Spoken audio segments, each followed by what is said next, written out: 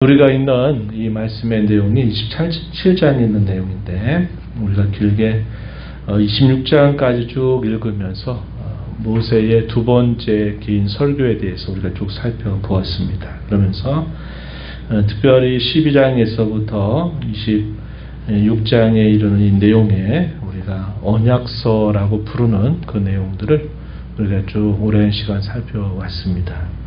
그 언약서의 내용 안에는 그 하나님의 백성들이 약속의 땅에 들어가서 차지하게 될 때 그들이 하나님의 백성으로서 지켜야 될 세세한 규례와 또 규범들 이런 것들이 표현이 되고 있었다는 것을 우리가 살펴보았어요.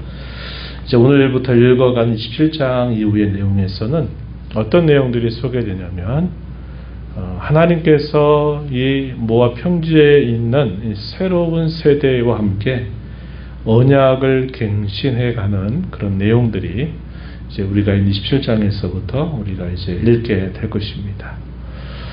약 40여 년 전에 시내산에서 두 차례에 걸친 언약을 체결하는 일이 있었다 그랬죠. 그래서 그리고 한 약 40여 년, 좀 더 정확하게 말하면 38년이라고 하는 시간이 흘러가게 되면서 그때 언약을 체결했던 장정들 같은 경우에는 다 광야에서 엎드러졌다 하는 겁니다. 여호수아와 갈렙 두 사람이 그 언약에 참여했던 사람들로서 남아있고 나머지는 다 그때 아주 어린 아이였든지 아니면 광야에서 태어났던 새로운 세대들이 이제 이스라엘을 구성하고 있습니다. 그래서 하나님은 이제 그들과 다시 언약을 갱신해가는 이 내용들을 여기서 우리가 확인할 수 있겠다 한 것입니다.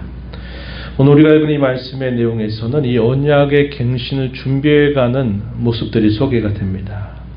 먼저 오늘 우리가 읽은 말씀 앞부분에 보게 되면 그들이 약속의 땅을 밟게 돼서 그들이 에발산에 이르게 될 때 이 에발산에 제단을 쌓으라고 말씀을 하십니다. 그리고 그 제단을 쌓고 거기에 돌을 세우게 하고 그 돌 위에 하나님의 율법의 말씀을 기록할 것을 명령하시게 됩니다. 이 내용이 우리가 읽은 27장 앞부분 8절까지 소개가 되고요.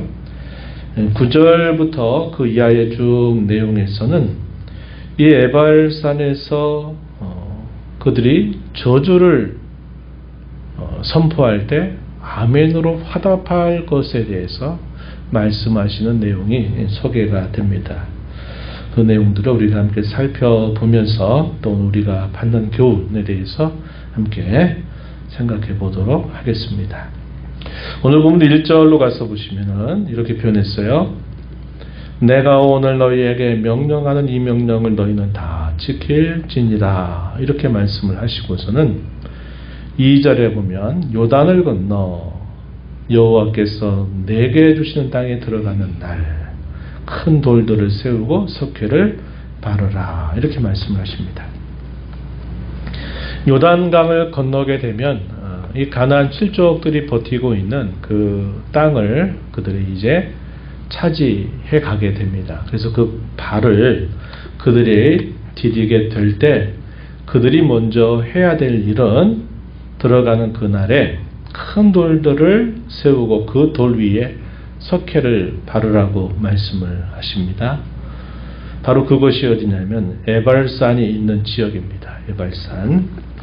에발산과 맞은편에 그리심산이 있고요. 이 에발산과 그리심산 사이의 지역이 세겜이라고 하는 지역입니다. 우리가 구약의 이제 족장 시대 때부터 이 세겜이라고 하는 지역에 대해서 자주 읽게 되는데 이 세겜은 아브라함이 갈대아 우르에 있을 때 하나님의 명령을 받아서 하나님 명령을 따라서 그가 이 약속의 땅에 처음 발을 디디고 나서 하나님 앞에 처음 제단을 쌓은 것이 바로 이 세겜입니다. 그래서 이스라엘 역사 속에서는 이 세겜 지역이 매우 특별한 곳에 해당이 됩니다. 그래서 이 세겜의 이르게 될 때 그들이 이 일들을 할 것을 명령하시게 됩니다. 하나님은 분명히 전제하시면서 말씀하시는 거죠. 너희가 약속의 땅에 들어가게 되는 날, 이렇게 표현했습니다. 이 말은 하나님이 그들 조상들에게 하셨던 그 약속, 오랜 세월 동안 이스라엘 자손들이 하나님 앞에 범해왔던 수많은 범죄들, 이런 것들이 있었지만 하나님이 그의 조상에게 하셨던 그 약속의 말씀을 하나님은 여전히 이행하신다 하는 것을 전제로 삼아서 말씀을 하시는 겁니다. 내게 주시는 땅에 들어가는 날 이렇게 하도록 해라, 이렇게 말씀을 하세요. 깨져도 수백 번 수천 번 그 언약이 깨질 만한 범죄 사건들이 발생했음에도 불구하고 하나님은 그 언약을 깨뜨리지 않으셨다는 겁니다. 그래서 그 언약의 약속을 하나님이 그 백성들에게 이행하실 것을 전제 삼아서 내게 주시는 땅에 들어가는 날 너희는 이렇게 하도록 하여라, 이렇게 말씀을 하고 계십니다. 돌들을 세우고 석회를 바르라고 하시죠. 이 돌 위에 글자를 새기기 위해서 필요한 작업이 그 돌 위에다가 석회를 바르는 일이었습니다. 그 글자가 지워지지 않고 오래도록 보존이 되게 하는 그런 방법이죠. 애굽에 있을 때부터 이러한 관습이 있었다는 사실이 알려져 있습니다. 그래서 석회를 바르는 일은 그 글을 새기기 위해서, 돌 위에 글을 새기기 위한 그런 방법으로 하나님이 말씀하시면서 이 율법의 모든 말씀을 그 위에 기록하라, 이렇게 말씀해요. 이제까지 읽어왔던 이 언약서의 그 많은 내용을 막 이걸 다 기록하려고 하면 돌을 얼마나 많이 세워야 되겠습니까? 오늘날 같이 이렇게 연필이나 이런 게 있어가지고 조그맣게 이렇게 기록을 하면 모를까, 돌 위에다가 글자를 새기려고 하면 그 글자가 클 수밖에 없고, 오늘 같은 연필이 있는 그런 때가 아니었기 때문에 상당히 글자가 컸을 거예요. 그래서 이 큰 돌들 위에다가 이 율법을 기록해라 하는 이 말씀의 내용은 우리가 앞에서 살펴봤던 언약서의 모든 내용을 기록한다 하는 그런 의미가 아니라 십계명의 내용을 이 돌 위에다가 새기라 하는 그런 말씀으로 우리가 이해할 수 있는 표현이 되겠습니다. 시내산 언약에 있을 때도 하나님께서 그렇게 하셨던 것처럼 하나님이 돌 위에다가 그 말씀을 기록하라 명령을 내리시게 돼요. 이것을 어디에 세우느냐? 에발산에 세우라고 말씀을 합니다. 에발산. 이 에발산은 맞은편에 그리심산이 있어요. 그래서 에발산과 그리심산이 대칭을 이루고 있는데 마치 이렇게 두 산을 이렇게 좀 떨어져 가지고 보게 되면 이렇게 산이 하나 올라와 있다가 내려왔다가 또 하나의 산이 이렇게 올라와 있어요. 그래서 멀리서 보게 되면 이게 꼭 사람의 이렇게 어깨같이 이렇게 돼 있는 거죠. 그래서 그 에발산과 그리심산 그 사이의 지역을 세겜이라고 해요. 세겜. 이 세겜의 뜻이 어깨라고 하는 뜻을 가지고 있다고 합니다. 그러니까 그 두 산의 모양을 두고 아마 그 지역의 이름을 세겜이라 이렇게 부른 것 같아요. 세겜은 아까 말씀드렸듯이 아브라함이 처음 약속의 땅에 발을 디뎠을 때 하나님께서 그곳에 그를 인도하셨음을 감사하면서 처음 제단을 쌓은 곳이었다 하는 것입니다. 이 내용을 우리가 어디서 확인하냐면 창세기 12장 6절로부터 8절 말씀에서 확인합니다. 우리가 잘 아는 아브라함의 언약이라고 부르는 내용은 창세기 12장 1절로 3절에 있는 내용이죠. 어떤 내용입니까? 큰 민족을 이루게 하겠다. 또 많은 백성들을 주겠다는 그런 뜻이고, 또 그들에게 땅을 주시겠다고 말하죠. 그리고 너는 복이 될 것이다. 너는 복이 될 것이다. 너로 인하여 천하 만민이 복을 얻게 될 것이다. 그런 약속을 주시면서 아브라함과 언약을 체결하십니다. 그러한 하나님의 약속을 받은 아브라함이 그 하나님의 말씀을 듣고서 그가 한 일이 바로 그 세겜 그곳에 제단을 쌓은 일이었습니다. 창세기 12장 6절에 이렇게 기록하고 있어요. 아브라함이 그 땅을 지나 세겜 땅 모래 상수리 나무에 이르니 그때 가나안 사람이 그 땅에 거주하였더라. 여호와께서 아브라함에게 나타나 이르시되 내가 이 땅을 내 자손에게 주리라 하신지라. 자기에게 나타나신 여호와께 그가 그곳에서 제단을 쌓았다. 그곳이 바로 어디냐? 세겜 땅 모래 상수리 나무 있는데 세겜 지역이다 하는 겁니다. 그래서 그 지역에 이 두 개의 산이 있었다 하는 사실이죠.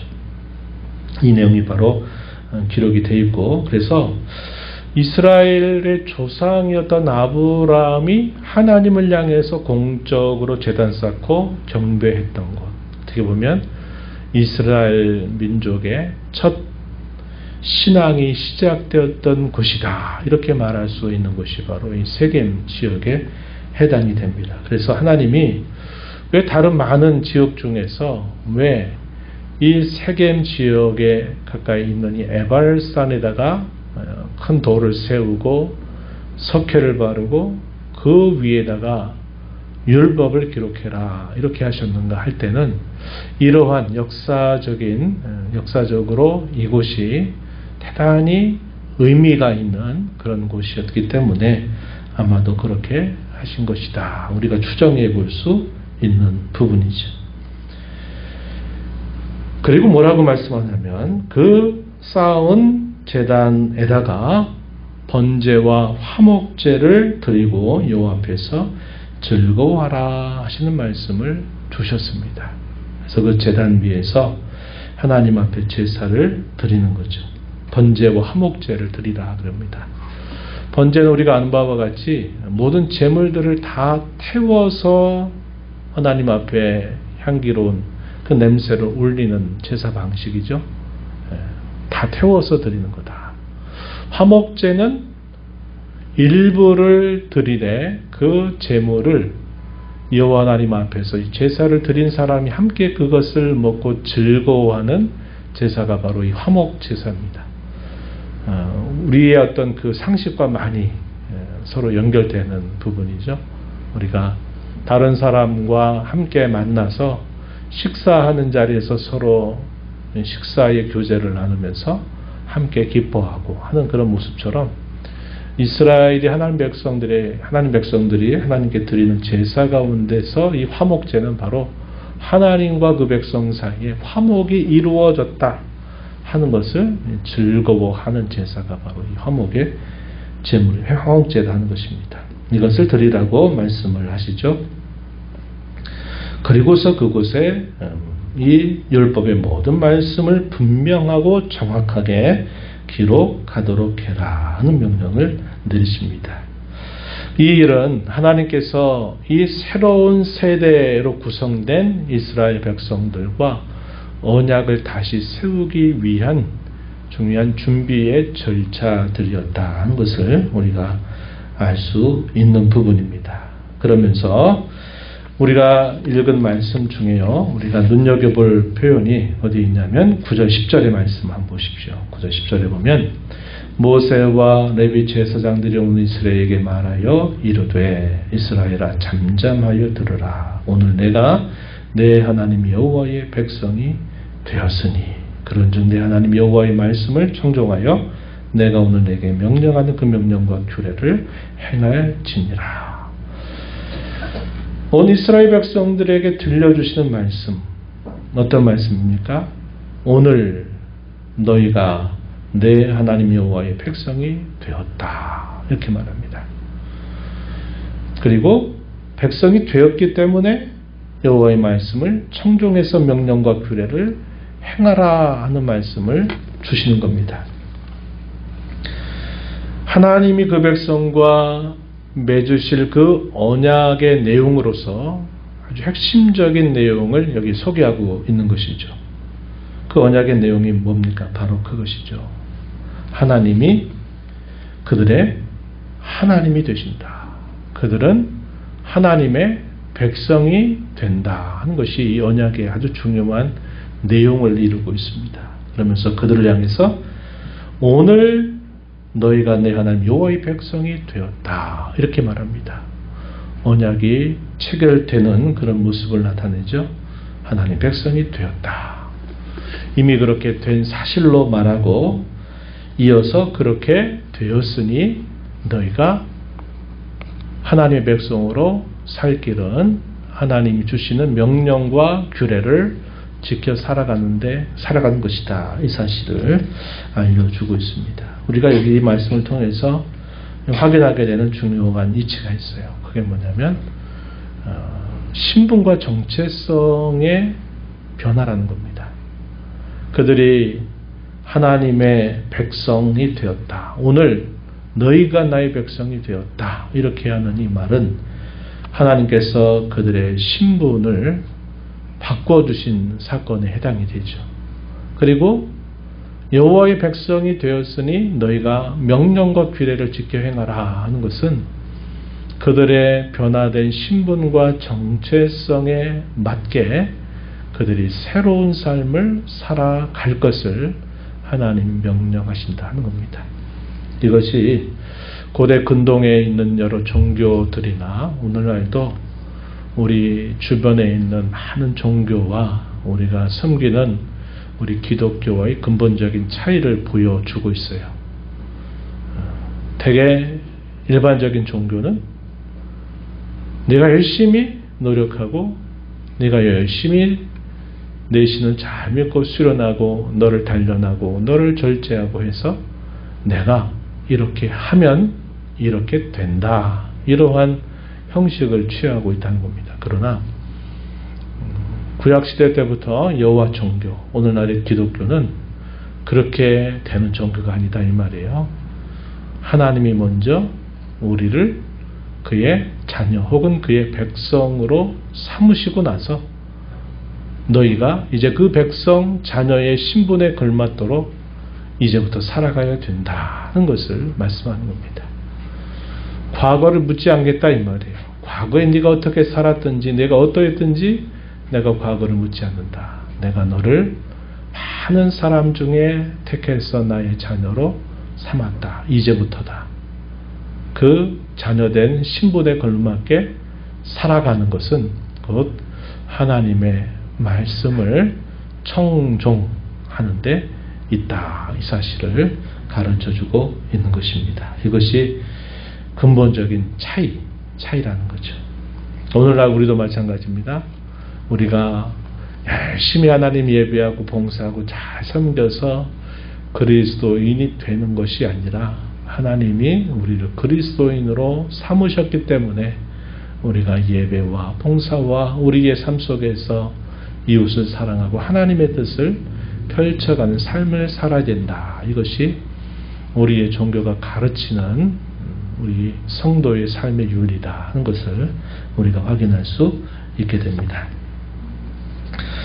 이러한 내용을 소개하고 나서 에발산에 갔을 때 먼저 이 에발산과 그리심 사이에 12지파의 지파를 반으로 나누어 가지고 6지파는 그리심산 앞에 또 6지파는 에발산 앞에 서라고 말씀을 하세요. 그래서 그리심산 앞에 서게 되는 이 지파에 대해서는 오늘 우리가 읽은 본문 12절에 보면 소개되죠. 시몬, 레위, 유다, 이사갈, 요셉, 베냐민 이렇게 이 6지파는 그리심산에 서라 이렇게 말씀하십니다. 이 6지파들은 라헬의 2 자식이 포함되고 또 레아의 자손들이 포함이 돼서 6지파를 이루고 있다는 것을 알게 됩니다. 그리고 이들을 그리심산에 세운 것은 축복하게 하기 위한 목적으로 세웠다 이렇게 표현했고 나머지 6지파 레아의 자식도 있고 그리고 비라, 실바 첩을 통해서 낳은 자손의 6지파 들을 이 에발산 앞에 세웁니다. 루벤, 갓, 아셀, 스불론, 단, 납달리 이 지파들을 에발산에 서게 하고 저주하게 하시는 말씀을 그들에게 주십니다. 그리고 나서 이제 소개되는 내용이 축복에 대한 내용들은 소개가 되지 않고요. 에발산에서 외칠 저주에 대해서 소개하고 있다는 겁니다. 그 저주의 내용이 어디서부터 이어지느냐면 15절에서부터 마지막 절까지 이어집니다. 저주가 몇 번 이루어질까요? 한번 쭉 세보세요. 5절부터 이 12절까지. 우리 친구들 몇 번이에요? 몇 번? 아멘 수를 세우면 되겠죠. 몇 번 나옵니까?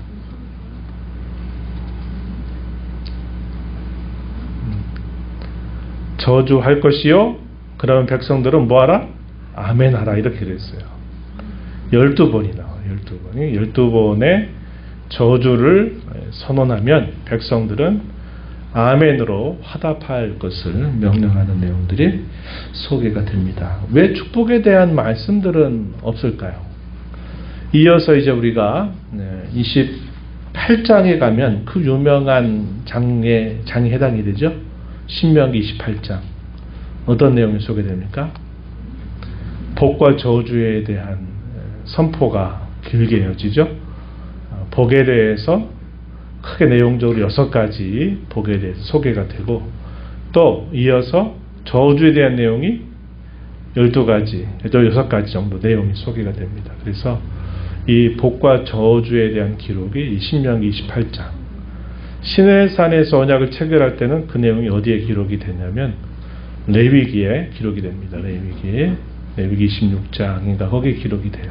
그래서 약 40여 년 전에 시내산 언약을 체결하고 나서도 이 복과 저주에 대한 말씀을 읽게요. 이것은 언약의 안에 들어가 있는 내용입니다. 그래서 언약의 복에 해당되는 것들이 있고 또 언약의 저주에 해당되는 것들이 있다는 겁니다.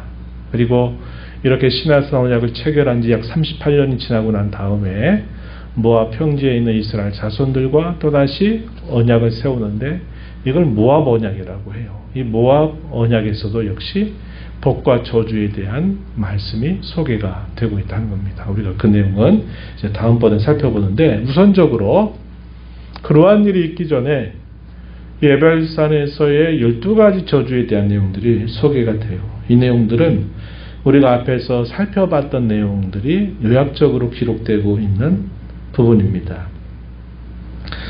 넓은 범주 안에서는 다 십계명 안에 적용되고 있는 내용들이 소개되고 있어요. 우리가 길게 언약서의 내용을 살펴보면서도 그 언약서의 내용은 십계명의 구체적인 적용이다, 이렇게 말씀을 드렸습니다. 그래서 10가지의 계명이 그들이 약속의 땅에 들어가 살 때 구체적으로 그들의 삶 속에 어떻게 적용이 되는가에 대한 내용들이 이 언약서 12장에서부터 26장까지 우리가 살펴봤던 내용 속에서 자세하게 기록이 되어 있습니다. 오늘 읽은 말씀 15절에 보면 어떤 내용이 소개되냐면 우상을 보고 만든 자에게 저주가 있을 것이다. 그럴 때 아멘으로 화답해라 하는 말씀이 소개되죠. 우상을 부어 만든 자. 몇 계명에 해당될까요? 두 번째 계명이죠. 두 번째 계명. 하나님을 섬기는 방법에 대한 가르침이 10계명 제2계명입니다. 제1계명은 섬김을 받으시는 대상에 대한 소개입니다. 그죠? 대상이 1계명. 그 하나님을 어떻게 섬기는 방법에 관한 말씀이 제2계명에 소개가 되고, 제3계명에서는 하나님을 섬기는 우리의 마음가짐과 자세가 어떠해야 될까, 태도에 대한 말씀을 주시죠. 제4번째 계명에서는 언제 하나님을 우리가 공적으로 예배해야 되느냐, 안식일이다 하는 겁니다. 이 안식일이 모든 이스라엘의 절기의 가장 핵심이 되죠.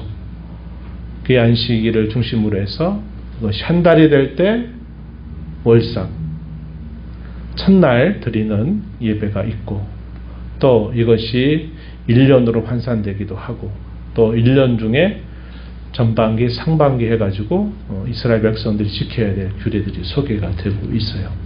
그래서 이런 내용들이 이제 소개가 되는데, 이 저주의 내용 속에서 우상을 부어 만든 자에 대한 저주 2계명에 해당이 되고, 16절에서는 부모를 경홀히 여기는 자도 저주 받을 것이라고 이야기합니다. 몇 계명에 해당되죠? 네, 5계명입니다. 5계명. 그리고 17절부터 19절, 17, 18, 19에서 보면 이웃의 경계표를 옮긴 자에 대해서 저주가 선언되고, 맹인에게 길을 잃어버리게 하는 자, 또 객이나 고아나 과부의 성사를 억울하게 하는 자에도 저주가 선언됩니다. 아멘으로 화답하라고 이야기합니다. 이 내용들은 이렇게 8계명과 9계명에 해당되는 거죠. 8계명. 이웃의 소유를 도둑질하지 말라는 거죠.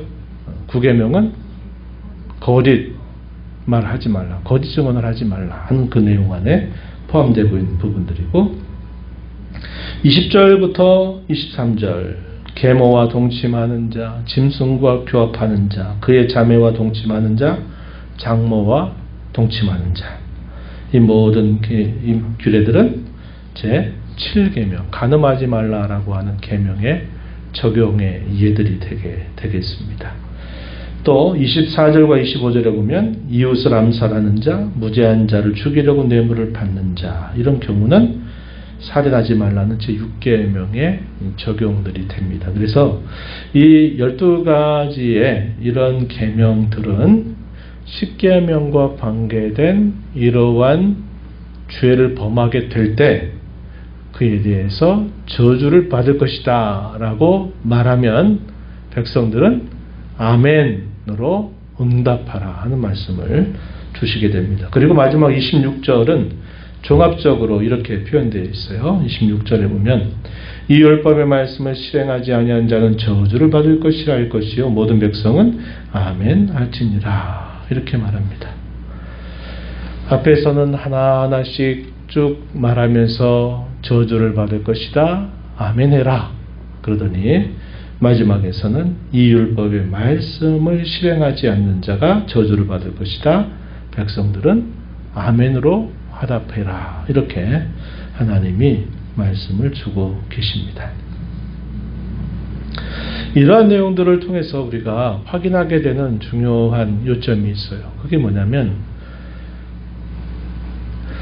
잘해서 받는 복에 대해서는 싹 생략이 돼 있고, 잘못해서 받게 될 저주에 대해서는 지금 12가지를 나열하고 그것에 대해서 백성들은 아멘으로 화답하라 이렇게 명령이 주어집니다. 복에 대한 내용들은 왜 빠져버리고 저주에 대한 내용들만 이렇게 기록이 되었을까? 우리가 생각해 보면 우리 사람이 갖고 있는 근본적인 성향이나 가지고 있는 그 실력으로는, 우리의 실력만으로는, 혹은 우리가 가지고 있는 본래적인 성향으로는 우리가 하나님의 말씀을 잘 지켜서 복을 받는 일보다 오히려 반대로 그의 명령을 어기게 되므로 저주를 받을 일이 많다는 거죠. 거의 전부가 그렇다 하는 것을 우리에게 가르쳐 주는 겁니다. 성경은 우리 사람에 대해서 어떤 관점을 항상 말하냐면, 사람은 의롭고 선하고 이런 존재로 묘사하지 않아요. 사람은 부패하고 또 타락한 존재로 성경은 항상 사람을 말하고 있다는 겁니다. 선하고 좋다 하는 그때는 언제였을까요? 우리 인류의 시조였던 아담과 하와가 범죄하기 전에 모습입니다.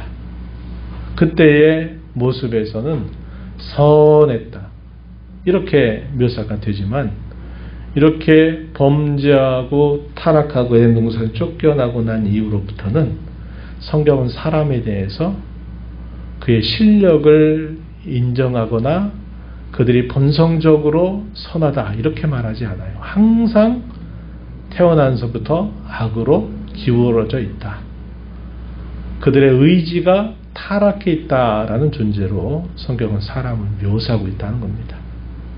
그래서 잘해서 언약의 복을 받는 것이 아니라 후대 역사 속에서도 우리가 계속 확인하는 내용은 그들이 범죄에서 언약적인 저주를 받는 일이 그들의 삶에 항상 따라왔고, 그 언약적 저주의 최고가 언제였을까요? 언제였을 것 같습니까? 네? 언약적인 저주가 최고도로 하나님 백성들에게 닥쳤을 때가 언제겠어요? 패망 때죠. 패망 직전이죠. 패망. 북이스라엘의 패망. 언약적 저주로 그들이 패망당한 겁니다. 유다의 패망? 언약적인 저주예요. 우리가 이제 신명기 28장에 보게 되면 이들이 이렇게 될 것을 마치 오래전에 이미 예언한 것처럼 표현되고 있는 말이 실제로 북이스라엘의 마지막 때, 또 남유다의 마지막 때 그대로 이루어졌어요. 그것은 언약적 저주의 내용이 최고조로 그들에게 닥쳤던 일이다 하는 겁니다. 그것이 곧 나라를 잃어버리는 서름, 그리고 열국의 포로로 끌려가서 포로 생활을 하게 되는 것, 이렇게 묘사가 되고 있고, 실제로 북이스라엘 나라도 아수르 나라에 의해서 패망을 당하면서 열국으로 흩어져 버리죠. 참고적으로 아수르 나라는 3인 정책을 펼쳐요. 무슨 얘기입니까? 북이스라엘 땅에 사는 이스라엘 사람들은 열국으로 보내고, 열국에 있는 사람들을 이 북이스라엘 땅으로 들여오게 해가지고 인구를 막 섞어버리는 일들을 하게 됩니다.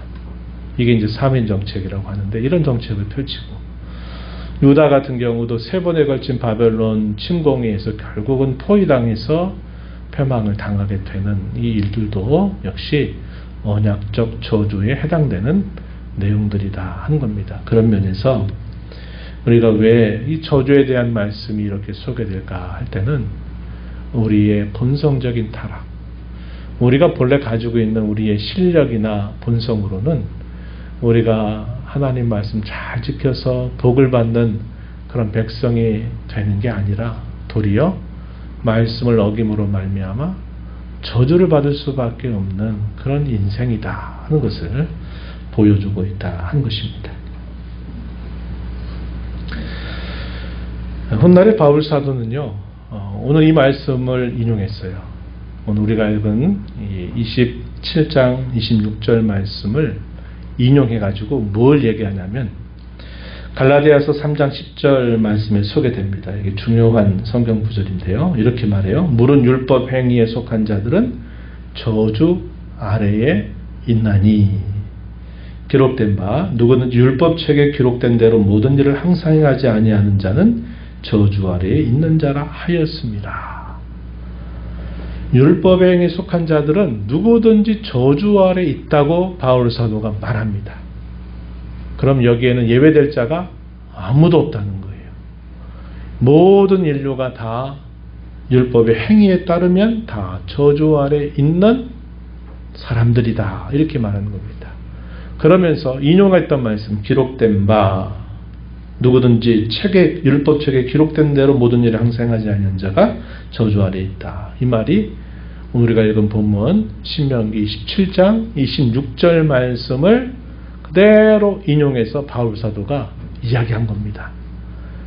그러니까 이 말씀을 바울 사도가 왜 인용했겠어요? 바로 그 이야기입니다. 사람의 행위를 따르게 된다면 다 저주 아래 갇힐 수밖에 없는 인생들이다. 왜냐? 신명기 27장 26절에서 기록하기를 율법을 다 행하지 않는 자는 저주 아래 있다고 말씀했기 때문이다. 이렇게 바울 사도가 이 구절을 인용해서 모든 인류가 다 저주 아래 놓여 있다, 이렇게 말합니다. 그리고 계속 이어지는 바울 사도의 쭉 논지를 따라가면, 그래서 성경은 또 우리에게 이렇게 말했다는 겁니다. 의인은 믿음으로 산다고 말했다. 이 구절 어디 있을까요? 오늘 꼭 성경 퀴즈하는 것 같네. 어디에 있을까요? 누가 한 말입니까? 누가 그 말씀을 들었어요? 매번마다 새로 오시면 안 되는데, 하박국 선지자가 그 혼란했던 시기에 이제 하나님 앞에 물었던 의문이었죠. 두 가지 물음을 하나님께 올렸을 때 하나님이 두 번째 응답하시는 말씀이 오직 나의 의인은 믿음으로 말미암아 살리라, 이런 말씀을 하셨고, 바울 사도는 이 구절을 이 갈라디아서 3장 11절에서 또 인용했어요. 그리고 이 말씀을 어디에서 인용했습니까? 로마서 1장 16, 17절에서 이 말씀을 인용하죠.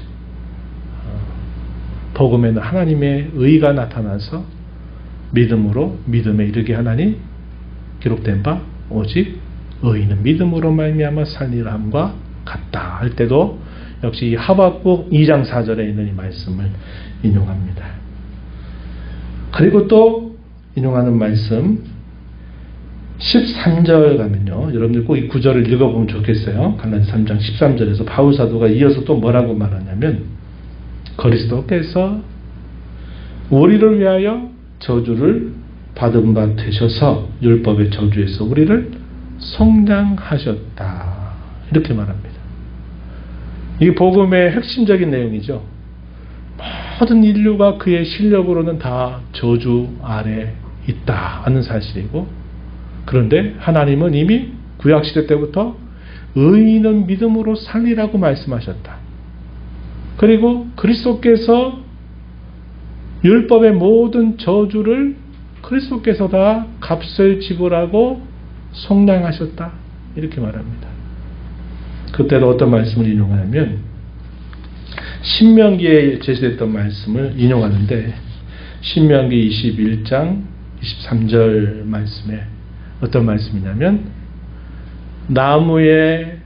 나무에서 시신을 밤새 두지 말고 시신을 거두라, 이렇게 말하면서 나무에 달린 자마다 저주를 받은 자다, 이 말씀이죠. 바울 사도가 이 구절을 또 인용해서 예수님이 십자가에 달려서 바로 모든 인류가 받아야만 되는 그 율법의 저주를 나무에 달려서 우리 그리스도께서 다 받아주셨다, 우리를 속량하셨다, 이 사실을 이야기해 주는 겁니다. 그래서 우리가 하나님의 이 언약에 대해서 살펴보게 되면요, 이 언약은 형식으로는 고대 세계에 세웠던 여러 조약과 같은 비슷한 형식을 취하고 있어요. 그 언약은 비슷한 형식을 취해요. 두 당사자가 서로 조건을 내세우고 서로 약속을 해요. 그리고 그 조건을 어기게 된다면 그 언약은 자동 파기입니다. 이렇게 되는 거예요. 오늘날도 우리가 계약서가 바로 비슷한 성격이죠.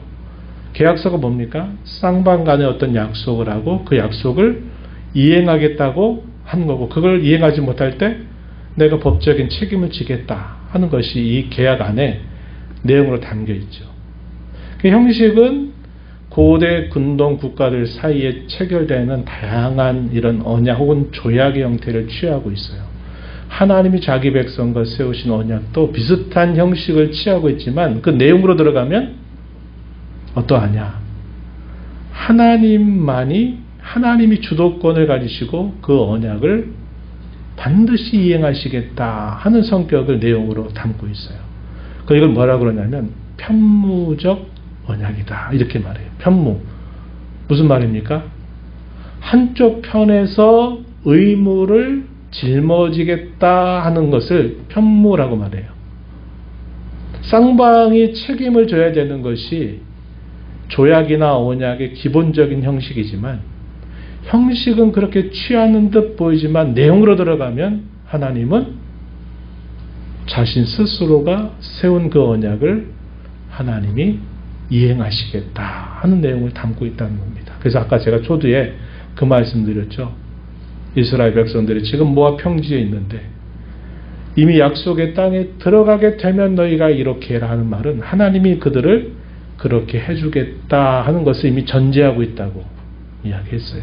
그래서 하나님이 자기 백성과 세우신 언약의 근본적인 성격은 하나님이 준비하시고 하나님이 이루시고 하나님이 이루신 것을 우리에게 거저 값없이 선물로 주신다 하는 내용이 그 언약의 내용 안에 담겨 있다는 겁니다.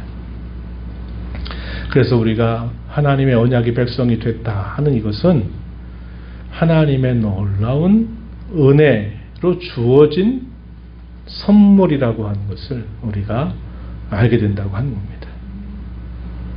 이 성경의 약속이 바로 그렇다는 거죠. 그래서 하나님이 언약을 주도하시고 하나님이 그 언약을 스스로 이루셔서 그 이루신 그 결과들을 자기 백성들에게 값없이 베풀어 주시는 것. 이것이 이 언약의 성격이고 이것이 우리가 받는 구원의 근본적인 성격입니다. 그래서 우리가 받는 이 구원은 절대로 우리에게서 만들어지거나 우리가 이룰 수 있어서 뭔가 얻어내는 성격이 아니라 그것은 오직 하나님으로부터 값없이 주어지는 선물이다 하는 사실을 우리에게 말해 주는 겁니다. 그래서 그 언약의 성격을 우리가 확인하게 되고 하나님이 이런 언약을 이렇게 편무적으로 이루시겠다 하시는 데에는 하나님의 놀라운 계획이 그 안에 있었어요. 그 계획이 뭐겠습니까?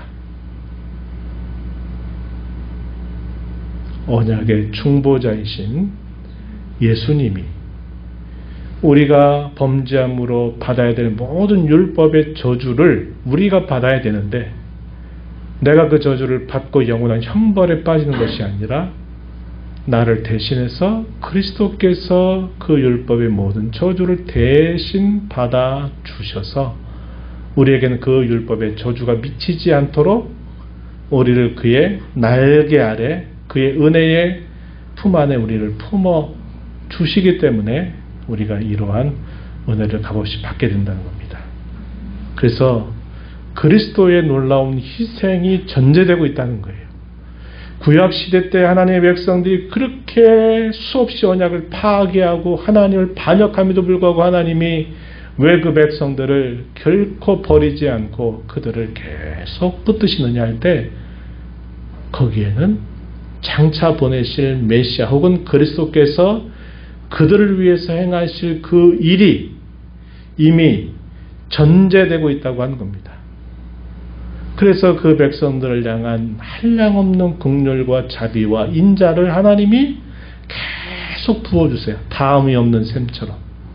계속 퍼도 다시 채워지는 우물처럼 계속 파도 계속 솟아나오는 샘물처럼 하나님이 자기 백성들에게 그런 은혜를 베풀어 주시는데 그 은혜는 누구 때문이냐? 그리스도 때문이다 이 말입니다. 그래서 로마서 8장 31절 이하에 보면 그러죠.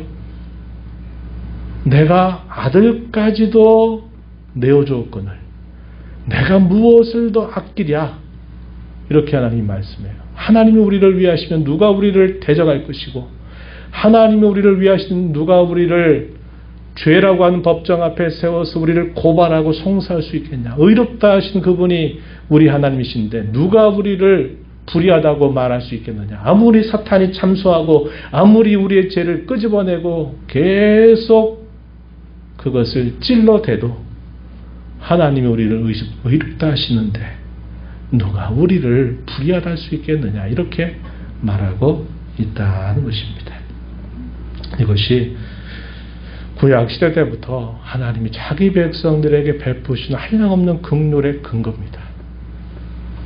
예수님이 신약시대에 오셨기 때문에 신약시대 이후에만 예수님의 그 효과가 신약시대 이후에 있는 우리에게만 미치는 게 아니라 하나님은 구약에 있는 모든 백성들에게도 이 그리스도의 공로를 전제하고서 그들에게 한량없는 은혜를 베풀어 주셨다는 것을 우리가 알게 돼요. 그래서 저와 여러분이 이러한 하나님의 은혜로 언약의 자녀가 되고 백성이 되었다 하는 사실을 우리가 기억하고서 그 하나님 우리에게 뭐라고 말씀하냐면 야, 너 언약의 백성이 됐고 내가 너를 구원했으니 이제부터는 어떻게 해라?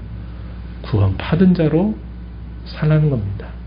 그 구원받은 자로 사는 길이 다른 데 있는 게 아니라 뭐라고 얘기합니까? 하나님의 말씀을 먹고 살고 그 말씀을 청종해서 사는 것이 구원받은 자의 삶이다. 이렇게 우리를 가르치고 있습니다.